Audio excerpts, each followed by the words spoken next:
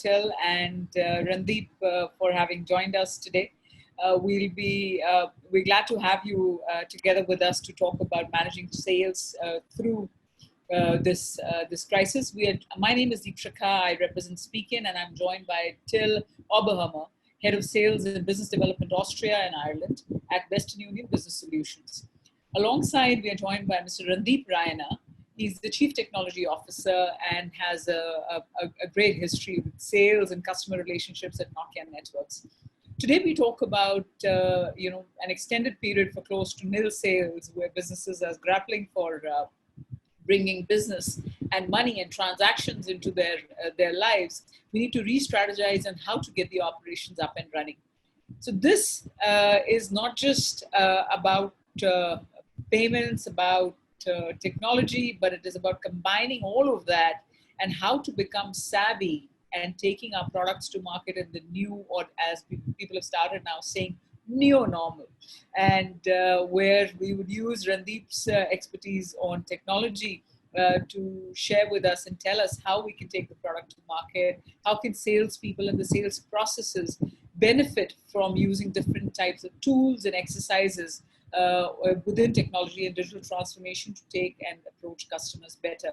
And with Till's experience panning across blockchain, payment industry, insurance, corporate finance, and turnaround management, and of course a very coveted degree at INSEAD in global business management. You know, we fancy those names here, and we're Indians, and we look forward to a phenomenal discussion. And thank you very much once again, gentlemen, for joining us today. I welcome Randeep Raina to please start with an opening remark on the topic. Yeah, sure. Thank you, Deepshikha, and Speakin for giving an opportunity to speak at this forum. I think the topic is quite relevant and apt, and we are all facing this pandemic for the last few months. We have seen that there is an impact not only to the sales organizations but to the businesses as a whole, and it just cuts across the sectors. It's not just one sector is bleeding and others are flourishing, but we are seeing sectors of varied nature, be it industrial sector, be it manufacturing, be it telecom, be it I must say retail. All of them are going through the same crisis as we see. And there are particularly 2 or 3 broad areas where this impact is coming from. One is because of the movement restrictions. We don't see, typically in the sales organization, you make a sale or a point of contact is a face-to-face discussion, which is literally not possible in these days. So that becomes one inhibition in terms of at least, expediting some of the processes that we see otherwise should have happened in a sales process. So that is something which is a barrier, but technology has proved that you can overcome that barrier by some virtual meetings through Zooms and go-to meetings and Microsoft Teams and WebEx. So there is an alternative plan to that. I do believe that that is good to keep the relationship warm at a sales site, but when there are big deals of the nature of billions of dollars, you need to have some face-to-face connect. I think that's one inhibition that we see right now. We may have to go through as a sales organization, or the salespeople who are dealing with these B2B big deals. They will have to use the modern technologies to at least overcome those challenges. The second challenge that we see from this slowdown is the appetite of the customers to spend in specific segments. We do see that they are becoming a bit conservative in the spend. Not that they don't want to spend the cash, but then the priorities have changed over a period of time in the last 3-4 months. The priority first is to invest in the safety of the employees, and that's we are seeing where heavy investments are happening. And the second is the business continuity process, that the business continuity should remain intact irrespective of how long this pandemic goes on. So those are areas where our customers have started to invest more, and some of the routine businesses which give them revenue or the sales is something which has taken a bit of a secondary priority time right now, because safety is something which is of prime concern. So in that context, we would see, at least in the next 1 or 2 months, or even in the next couple of quarters, that the engagements will now slightly move from being too aggressive in investments to be a bit more conservative, but invest in areas and domains which make sense for them in the short term. And at least, we do see that in all the sectors. But telecom sector as such, since I belong to the telecom fraternity, we believe that that's one particular industry that's going to transform and make other industries come out of this situation, because we can provide connectivity, we can provide alternate means of communication, and sales personnel who are not able to have a face-to-face touch with the customers, they will probably get an opportunity to use these alternate channels to at least make their sales pitches, sell solutions, and also kind of crack some deals which cannot be possible otherwise through a face-to-face contact. So we do believe that yes, the times are going to be a bit unprecedented, especially for the organizations where the whole company kind of banks on the sales engine. So that is at this point in time a victim of all the problems, more or less than what other functions are, like R&D, because you can still do some R&D from your home, but the sales are the ones which have to be done in the field, and there are a lot of restrictions to that extent. So yes, times are tough, but I do believe that the sales, this also throws the challenges to the sales community in terms of how to use out-of-box thinking and also alternate ways and means of connecting with the clients.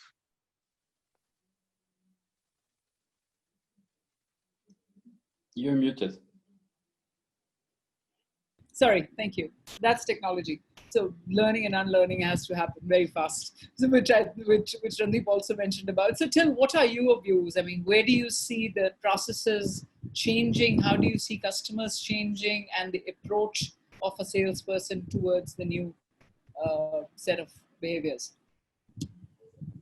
Well, I think for sure, I totally echo what Randeep said about like having face-to-face meetings. That's a key thing. It's just different to kind of like feel the person in the room and then have a face-to-face understanding and then develop a relationship. So for sure, when Europe went into lockdown, and Austria was actually one of the first countries who went into this self-isolating mode.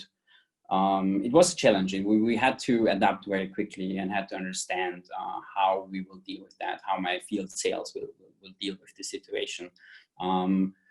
The upset I saw, or the first thing I did, was to try to understand where everyone stands emotionally, because it's hard. You're used to the way you're conducting your business. You are used to the way you conduct your sales, and you have your targets and so on and so forth. And suddenly you are locked at home and you are not allowed to see anyone.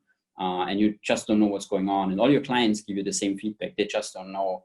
So the first thing we changed was we stepped away from a pure sales approach and perspective. We just said, let's call our prospects, let's call our customers and ask them how they feel. How are they as a human being? So how are they dealing with the situation, and how is their company dealing with the situation? And just put everything aside about we had discussions about this and that. As you know, like I'm working at Western Union in the business development part and in business solutions, where we are dealing with SME and corporate clients managing their FX risk, and suddenly the borders are down. Suddenly the Chinese factories are not working anymore. So there is so much uncertainty in there, where it just doesn't make sense to stick to what we had. So you had your playbook, you had your kind of understanding of the markets and of the forex exchange rates and how everything works out. And suddenly that's not a given anymore. So we immediately tried to adapt there and get more flexible and have a more personal approach on it.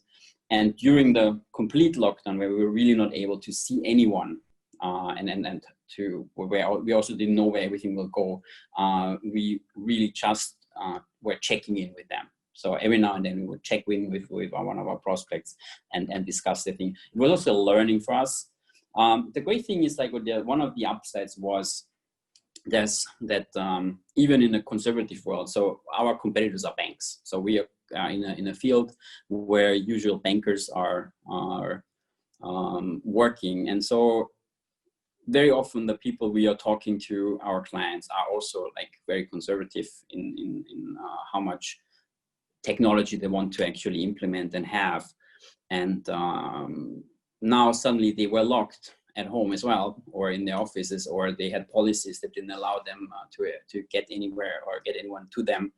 So they were open to join webinars, to have video calls. So we actually had a really, really good experience with that. We really were using technology, and I had just a talk today with one of our marketing guys who basically gave feedback on how much development we had there and how much improvement we had there. So, and there's like, there's a reason why you have these jokes out there on LinkedIn and so on and so forth, who drove digitalization in your company. And one was COVID-19. So, and it's very true. So, and that's something we can see, and just to give an example, you know.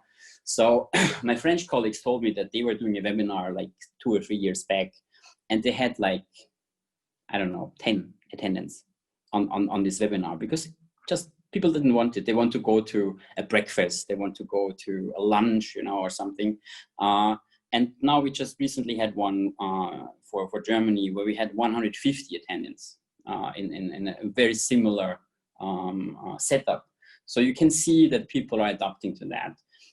What you have to make sure is also that you don't ride the dead horse. So you have to also talk about, okay, well, what are the topics which are really interesting, and find also the nuance, you know, because suddenly everyone, and we are also now having the topic of how to deal with the crisis, how to talk about the crisis.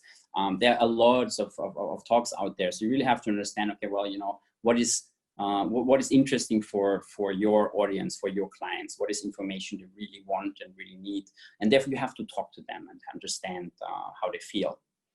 I will stop myself now a little bit, because otherwise I just go on and on. But that's my take on it so far. Sure, great, fantastic. So I want to now, Randeep, coming to you, you know, you talked about the different ways, and you talked about the technology and the transition, and of course, you know, you're still about managing COVID as still was mentioned. So, what would be the 3 things that a sales leader like yourselves would tell to his or her team that this is what you need to do? One of the things that, for example, Till mentioned that, you know, we just checked on our clients, how are you as human beings? But once beyond that, once we are all kind of, you know, coming back to offices, what are the 3 things that you would tell your salespeople today that this is how we go to market? Yeah, Deepshika, I think very interesting question, and I would answer it a bit in 2 different perspectives. One is, you know, what is the requirement for immediate value realization? I think that's something which is very important, because in the current time, when you don't know how long we have to survive with this crisis, we have to think about an immediate term, which is the value realization that you can do in the next maybe 3 to 6 months, because companies need to keep ticking, numbers need to come, targets need to be met. So that's one important aspect of you know, what I would deliver to my team, that, you know, look at the next 6 months, forget about the next you know, 12 months or 18 months, because that is rolling, and we can always come back to that when situation improves. And the second piece is you know, sustainable longer term impact of what we are going through. So does it mean we need to rethink about the way we have been doing business in the past, or we need to completely change the models going forward? And not only for us internally in the company, but also look at how customers are looking at a long-term impact of this pandemic in their own business requirements, because they would also have to adapt and change accordingly, because end of the day, it is a give and take. So we work for customers, and customer work for their customers, and you see the whole ecosystem and the whole chain of the sales cycle, you know, starting from R&D to the end point of sale is impacted. So short-term impacts, realization in the medium term, near term, is something that I would certainly ask my team to look at. And in that, I think there are, rather than 3 points that you asked for, Deepisha, I have 4 key parameters that we should look at. One is how to respond, to this pandemic in the short term, and that response time should probably be, what are the must-dos that we have to do in next, 2 to 3 or 2 to 4 weeks, because that's where your planning has to start. And the second point would be more about how you reflect for gaining momentum, given the fact that there is a crisis on the ground, customers are not spending, and at the same time you have targets to meet. So I think that would be the 2 rationales that I would ask my team to look at. Basically respond quickly, and quickly in the sense that make a plan so that we could at least have some near-term possible revenue streams coming in, and not have too much of a major impact on the targets. And then reflect is mean how do we probably go about creating that momentum which will sustain the sales for the next 3 to 6 months. And on the long term, it's more about reimagining the whole models. What could be that new foundation that can be laid for the sales professional sales engines and the deals that have been on the table, how that can be reimagined in the sense that they could either be accelerated from the timelines they were supposed to be, or we could probably look at how we can help customer sympathize with them and offer some innovative business models to kind of get those sales and numbers back on track. And the last one would be rebound, which would mean that yes, you had a resilience for some time. You kind of laid down a foundation in terms of creating either some new business models or some new products which will be more innovative and cost effective for customers to at least spend the capex with you. And then the other one which will be more rebound will be that how will you rebound and go back to pre-COVID era by having a sustainable quarter-on-quarter increase in the sales and the targets and still make up your numbers. I think these are the 4 parameters that I would, or the 4 key tasks or inputs that I would give my team to come out of this crisis and still be, I must say, still stay firm, stay positive, and also at the same time look at alternate ways and means of doing sales. But what is most important is getting the cash flow, because without cash flow, we know that there will be a sustainability issue. So cash flow is something which is more important right now. You can let go a deal which is not yet immature or which is still on the table, but whatever deals are closed, and if there is any outstanding or receivables, so that cash collection is very important, because that will keep the engine going. That will keep a momentum for this near-term value realization to the long-term sustainability. And as things get better in a couple of months, then you go back to your old way of doing things, of providing either some discounted rates to kind of get more volumes, or look at different solutions which may be cheaper for customers, which for customers who probably are not having enough cash to invest in the system. So yes, I mean, cash flow would be very important, because without that, no company will survive. And then as I said that, near-term value realization and the sustainability is something that we need to look forward, as we go along. So, Randeep, that's a very interesting point that which also takes us to a realization that there has to be a far bigger linkages within the organization. So you talked about receivables. The entire ecosystem has to work. I mean, a lot of time, while for SMEs, where Till is coming from, SMEs or MSMEs, which is the micro SMEs, there probably salespeople are doubling usually to collect also, because they also end up doing the entire account management, not just the sales. So the hunting and the farming is both with one person. But what about this? But having said that, the reality is that we've become distributed, right? We've become far away from each other. So how do you, the whole, the sales huddles, the morning sales meeting, the evening sales target, the push and the pull, all that is not happening.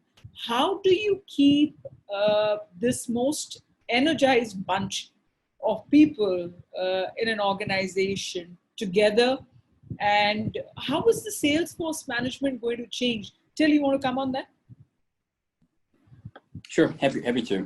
Yeah, well, the first thing we had to realize is exactly that this now is missing, and the first thing I introduced was morning huddles. Every morning we will meet in a video chat, and it would not be only about like, okay, what we're going to do, and kind of like me talking to them. It would be more like if you would normally meet in the kitchen for coffee. It would be just an interaction between them to keep them engaged. We also had new joiners. Like one of my sales guys literally started like 2 weeks before the lockdown, so he hasn't been properly trained up. He was not able to observe anyone anymore, so it was really hard to keep everyone engaged there. What we also did, I tried to use the time as useful as possible by doing trainings. So like really like reaching out to them, to the sales, and say, okay, well, what do you need? Why do you think you want to know something? And it was a very good experience, because sometimes you have issues if someone is already quite senior, that he would not want to go to a training because he just doesn't feel that he should. So I always had open training. So I basically said, okay, there are the topics which I collected from the new joiners and from everyone else. So I think it might be interesting, and it's totally up to everyone if the person wants to join. And I actually had always like 60 to 80% engagement. So the whole teams were there, and it was really, really good to train them. As Randeep said, like the rebound, we have to be prepared for the rebound. And if as a salesperson, you're limited in what activities you can do, you can fill it with training. You can become better in what you're doing, and you can add more value at a later point. So I think that's how we dealt with the distance. And I was also in charge, so now I officially took over head of sales Central Europe. So I was already dealing with the colleagues from Germany as well. So there was always distance anyway. So we also had to implement that there.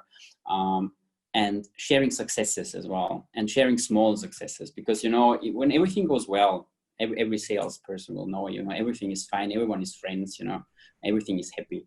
But when the crisis hit, then the characters came out. There are things which might annoy someone. So that's probably not so easy.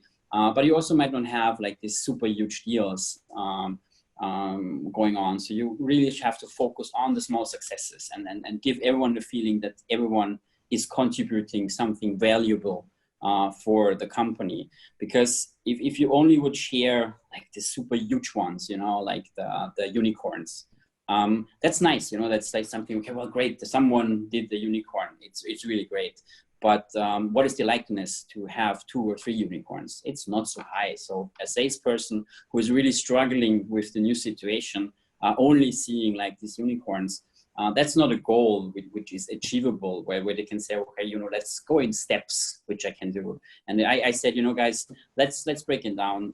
Let's celebrate if we just sign a new small client. Let's celebrate if we do paperwork. Let's celebrate if we do a webinar and we have a certain amount of people joining it and then having positive feedback.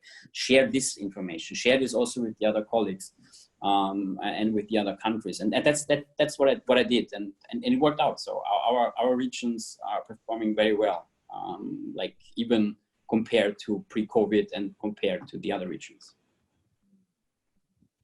Excellent. So what about you, Randeep? I mean, you see again, the point about motivating the sales force and bringing them together. What are the KPIs? Are there any changes in the KPIs? Till talked about the smaller wins, celebrating smaller wins. You also mentioned that, the big ticket items, and you're kind of selling as we were talking about yesterday, there's a long gestation period, and it's a very touch and feel kind of a sale, where you have to repeatedly go through the bureaucratic systems and repeated diligence and repeated evaluations. How do you sell a product which is so touch and feel? Yeah, honestly speaking, contrary to our thinking that this will not work, but honestly speaking, this virtual working has really worked the best way. I think I'm still wondering why we have not been using this mode of communication of team meetings, customer meetings so often as now post COVID era.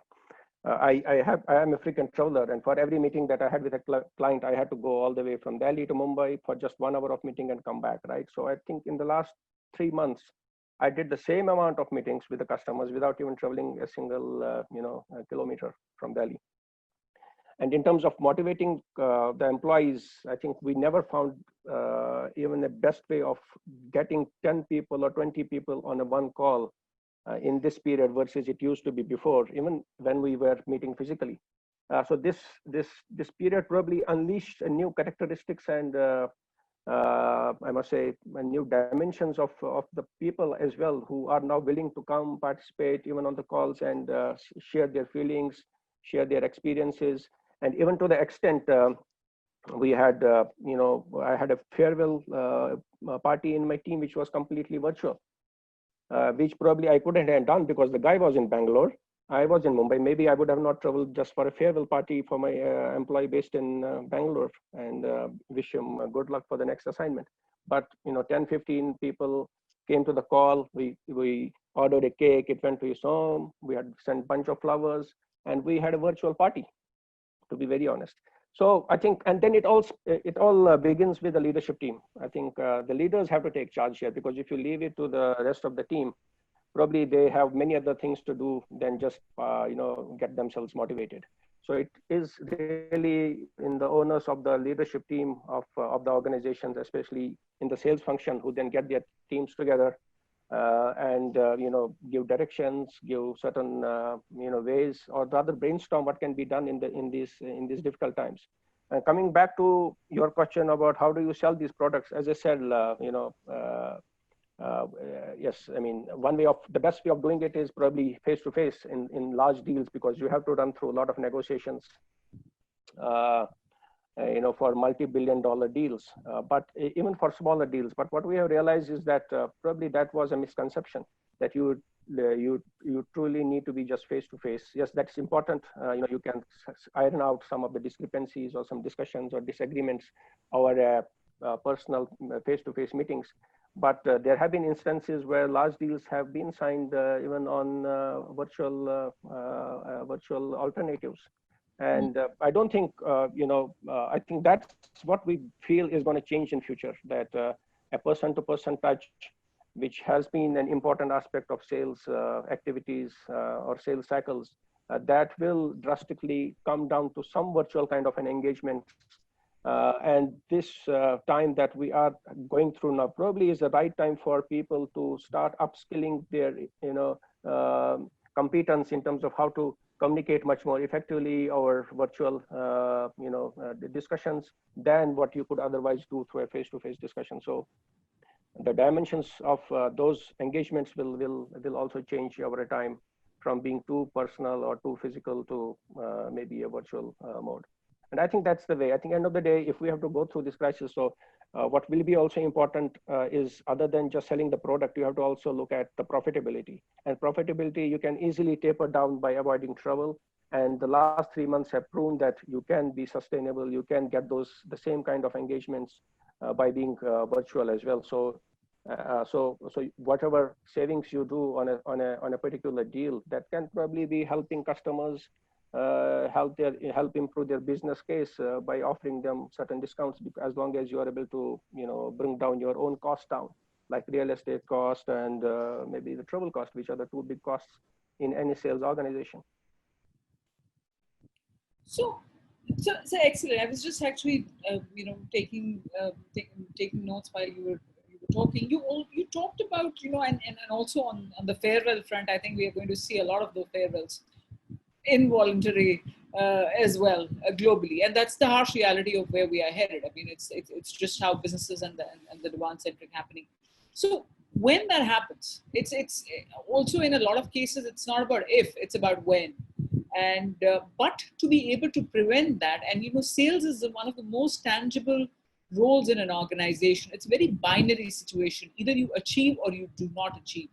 What do you think, Till, would be the key matrices for a salesperson still, and what can salespeople do to thrive in this situation, even in cases where while it is, as we say, it's binary. If there is no demand, if for example we are not going out, restaurants won't sell, or retail apparel won't sell. So it's not about me as a salesperson. It's just that nobody's walking in. How do I still stay relevant and be close and be prepared for the times when they open up?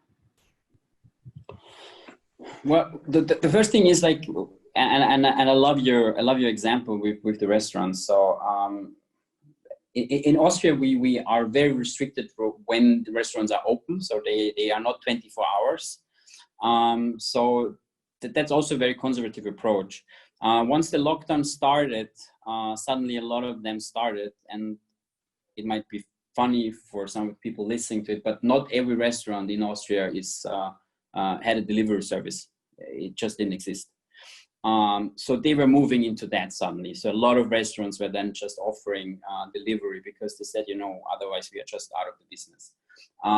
So what my take on that is, and that's what I also shared with my team, and I think it applies everywhere. You have to anticipate what's going on, and you have to think one step ahead. Meaning, there are companies in there, and there are salespeople who are just focusing on that. So there are companies who are actually not impacted yet. They have a full book. So out of their perspective, if you look short term, they are fine. They say, well, you know what, I'm done until 2021 or whatever. But as a salesperson, you have to think, okay, what might be the impact on my client, and which industries might be impacted. Really, like, just be smart, be vocal, like don't complain, don't be the one who is complaining about everything, and first day the crisis hit, you are renegotiating your targets. Don't be this person. Be the person who says, I see impact there, but I see a chance there. Understand what you can do differently. Understand what maybe competitors are doing and why.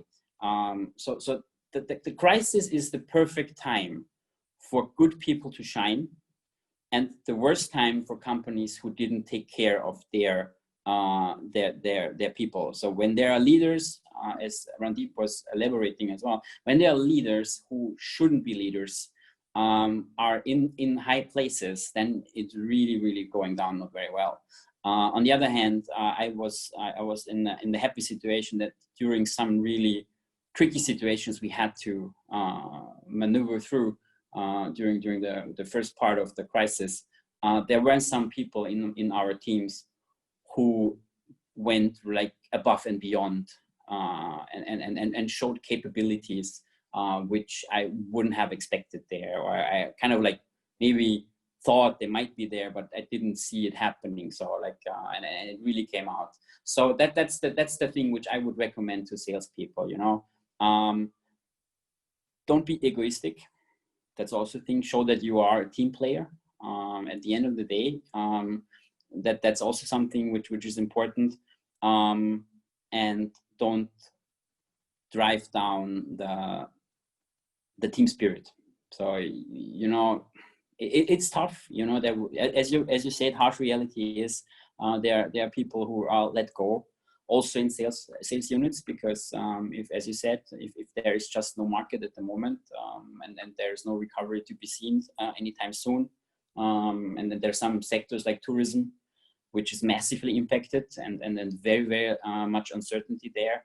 But that's also the one where you can then again be creative. And we just had a meeting, and we had a client who was specialized in travel to Africa, and then the crisis hit, and now he flipped everything, and now he's specializing in travel to Scandinavia. So and he did it like kind of like overnight. He really understood, okay, well, within Europe, travel is more likely to be happening again, and that's smart. There are others who were not that smart. And I'm not saying, there are situations where smart doesn't help. You also have to have the options and the capabilities to do it. But if you're agile, you will find your way, And I'm also saying this to everyone who might lose his job, or her job. Don't become bitter about it. Just think about, what will be my next step. And out of my personal experience, when things were getting tough, and sometimes I was not getting out of the situation on top, there was something to take out of it, to learn from it, and then apply it the next time and be better. So that's also something where the crisis is really good to just improve. And that's what I would recommend to every salesperson. Excellent. Thank you very much for that. We are just moving into, we've just exceeded the time that we had kept for ourselves for our conversation. It was a wonderful, very balanced view of while you both come from larger organizations, well-built organizations, the flavor of on-ground infrastructure requirement, as well as till your perspective on the SME and MSME behavior, which is pretty much similar globally, because that's where the driven by promoter mentality, single person leading organizations or smaller size organizations typically, and of course they're usually blessed with agility, but innovation is something that they need to look through. This is the time when I would just start taking questions. We've started having questions from the audiences. There's a gentleman called Alok. He asks, conventionally, Salesforce has been distributed through areas and territories. In today's situation, what is the most optimum way to distribute your Salesforce? Or is it applicable? Is a distribution applicable? I don't think there's a choice left there. Randeep, you want to take that, or Till? I think the model doesn't change irrespective of the time. I think distribution would be needed at any point in time. But yes, I mean, given the time that we are going through, it may need a bit of remodeling, to the extent that if you have too much of distributions at this point in time, you may need to rebalance that in the near term to have some near short-term sustainability. But then, in the sales cycle, distribution, retail, channel, they are the heart and soul of the sales engine, right? So you can't just get away or do away with the distribution piece. So it will stay. It will be relevant going forward also. But what will happen is that some little bit of rebalancing of the model would be needed, and also more and more the digitization of those channels will happen. So we will see that there'll be maybe less physical interface than digital. So digitization will play a new dimension to how sales will be done in future, in terms of getting some connectivity to those distributions, or provide some high bandwidth capacities to those retails, so that there is a faster turnaround time, which otherwise typically ranges from, say, 1 day to 3 to 4 days in a FMCG business. So models will remain the same, but then a little bit of rebalancing would be needed, and a touch of digitization would have to happen. Great. So another question comes, and perhaps Tim, you can talk about it, given that you see these, you also talked about interactions and renewals. So the person says, our audience says, I'm into technology sales. If a customer is binded to get the product and suddenly COVID came, due to which the procuring of the product has been deferred to Q2, how to tap and what kind of sales approach to be followed?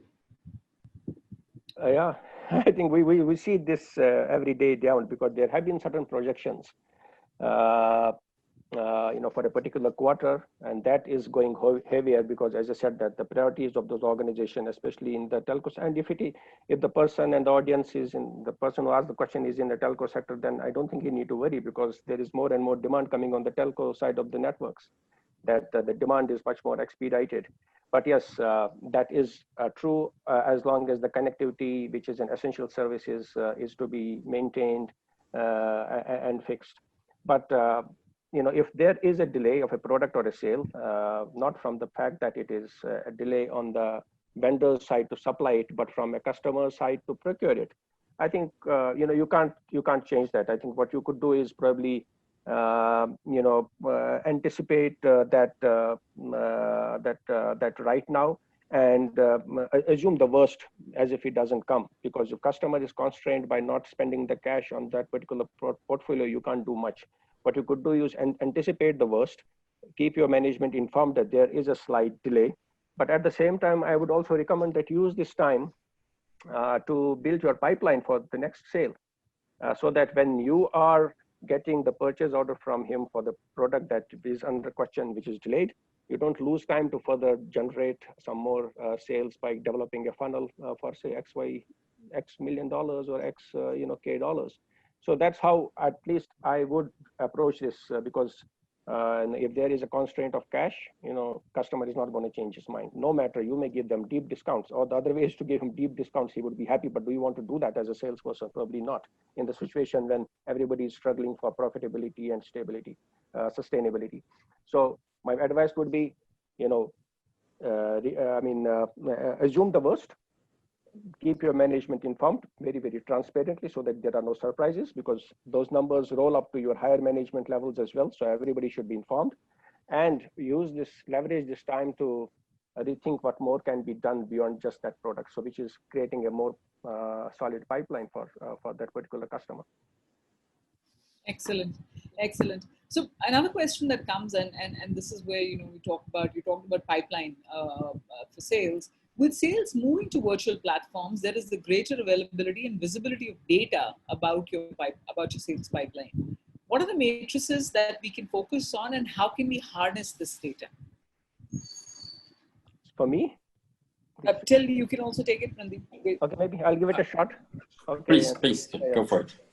I think the pipeline data is very important, because if you need a long-term sustainability in sales, if you don't have a strong and a robust pipeline, I think then the person is not doing the right job. So while developing a sales is also a subset of the business development functionality, but end of the day, my metric for the pipeline would be to have that converted to sales as faster as possible. Because you need to keep your engine running, you need to have a quarter-on-quarter growth. The fatter the pipeline, the broader the portfolio, and the broader the diversification that you do in that pipeline. But what would be key metric to peg the success or failure would be how much of value out of that pipeline has been converted to the sales. So typically, I do a ratio of 70% of hit rate from a conversion of pipeline to a win rate. And that I define as a sales success criteria for a pipeline to a win, which then eventually becomes a revenue or a sale for a particular company. So broader pipeline target should be to convert it as soon as possible. 60 to 70%, depending upon the customer, depending upon the portfolio, should ideally be a good metrics to measure the success of having that pipeline converted to the sales. Great. Till, your views on that? The sales pipeline and changes? Yeah, for sure. No, we are for sure using the sales pipeline, and if it's done right by the sales, it basically actually means that. Well, let me put it that way. During my insight studies, we're looking into the possibility to automate the forecast, meaning using the data in there and basically say, okay, well, I received the data, I received the forecast from different countries, different sales units. And based on that, the computer will mark the ones which are outstanding for whatever reason. So meaning if I have a high revenue forecast, but I don't have a lot of accounts there, and historical data doesn't back that up, that will be the ones who I'm looking into. Because at the moment, what you usually do, and I assume Randeep will have the same issues, you will have forecast calls, and you will have forecasts with different teams, and that will kind of like, as you mentioned, you will go to the senior level and you will go one level above and so on and so forth. And you always have it in the system. So theoretically, in an ideal world, you look in the system and everything is there and everything is clear. In reality, at least what I observed, very often that's not the case. Very often you have individual talks where they say, well, there's something in there. It might be more, there's this, and you cannot really capture it in a proper way. But a lot of time is wasted with a lot of these calls. If AI would run over that and basically just pick out the ones which are kind of outstanding, you would save a lot of time, because basically I would just look at it. I would see some green, yellow, and reds. And I would be only interested in the reds ones, and then I would have to talk maybe to like 3 salespeople or sales managers instead of talking to the whole organization, because everything else is kind of within the normal brackets. And I say, okay, well, that's fine. I don't need to know the details there, but there I have an outstanding one where they say they commit like 3 times what they usually do. I want to know why. And there is one who is actually committing way less than I'm expecting, and the data shows I want to know why. And it would actually save a lot of time. And that's how I would harness and deal with the data in these pipelines. And if I may add one Yes. more point, I think it's also about the accuracy. The forecasting accuracy has to be reasonably in a fair order, because basis that accuracy or forecast, you are planning your guidance to the investors, the GLT, you are planning your roadmap topics, you are planning your investments into R&D. So while I talked about the conversion rate, but what's also important is the forecast, the quality of the forecast in that particular SCRM or in the pipeline data that gets, because that will help company take decisions in terms of investing into R&D portfolios, human resources, and also a guidance towards the investment in investor community in terms of where we would be by end of the year or end of the quarter, because all that helps in making or taking some judgments on how your financial performance of the company would be. Absolutely. Absolutely. I mean, these are times when I mean, while you would want to harness the data to the best possible extent, but I'm not sure what the forecasts will hold and what forecast predicted 2020. I was talking to a colleague of mine. Yeah, that's why I was saying, Deepshikha, then I think the right thing for the sales people to do is that they need to assume the worst. Yes, it will come with some caveats, but then if they already assume the worst and at least keep a transparent view with your management, then I think there will be no surprises. The challenge would be, having more and more surprises if you are not transparent with your organization. Excellent. So Siddharth asks, and this is the last question that we'll take, but we've kind of gone beyond our time. Siddharth asks, 2020 is considered to be the year of downfall, and sales versus net profit would be minimal. Do you suggest that we have a strong pipeline this year for Q3 and Q4, or is it a better practice to have one for next year? Well, so